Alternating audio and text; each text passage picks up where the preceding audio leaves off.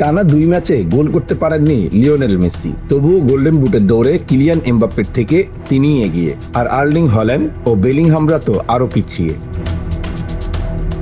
Quarter কিংবা semifinal কোনো ম্যাচেই গোল করতে পারেননি লিওনেল মেসি, কিন্তু আর্জেন্টিনা জিতেছে। আর্জেন্টিনা জিতবে আর লিওনেল মেসির অবদান থাকবে না, তা কি করে হয়? 2 ম্যাচে গোল না পেলেও গোল করিয়েছেন 3টি। ইংল্যান্ডের বিপক্ষে 2-1 গোলের নাটকীয় জয়ে গোলের খাতা খুলতে পারেননি, কিন্তু ম্যাচে 2 গোলই এসেছে তার অসাধারণ পাস থেকে।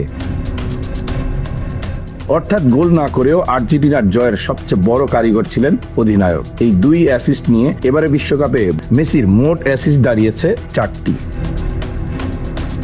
আর এখানেই বদলে গেছে গোল্ডেন বুটের সমীকরণ। মেসি আর কিলিয়ান এমবাপ্পে দুজনেরই গোল এখন 8টি করে, কিন্তু ফিফার নিয়ম অনুযায়ী গোল সমান হলে আগে দেখা হয় অ্যাসিস্ট। সেখানে মেসির অ্যাসিস্ট 4টি আর এমবাপ্পের 3টি, তাই সমান গোল হলেও গোল্ডেন বুটের দৌড়ে এগিয়ে আছেন লিওনেল মেসি।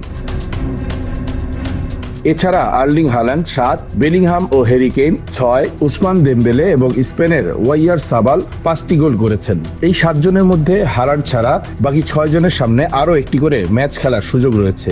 শনিবার 3য় স্থান নির্ধারণী ম্যাচে মুখোমুখি হবে ফ্রান্স ও ইংল্যান্ড, আর রোববার ফাইনালে শিরোপা জয়ের লড়াইয়ে মুখোমুখি হবে আর্জেন্টিনা ও স্পেন। শেষ ম্যাচের পারফরমেন্সই বলে দেবে গোল্ডেন বুট কে পাচ্ছেন। Bangla affairs news desk.